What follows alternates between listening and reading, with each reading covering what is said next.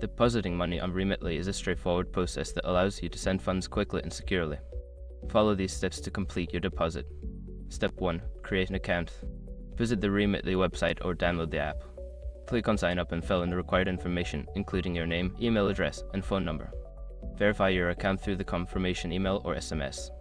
Step 2. Choose your transfer method. Once logged in, select Send Money. You will be prompted to choose how you want to send the money. Options typically include bank transfer, debit card, or credit card. Select the method that suits you best. Step 3. Enter recipient details.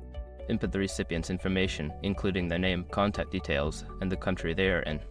Make sure all details are accurate to avoid any delays in the transfer. Step 4. Specify the amount. Before filing a refund or dispute, use the sroc.com link in the description to open the refund dispute deadline calculator and confirm your deadline. Step 5. Confirm and complete the deposit.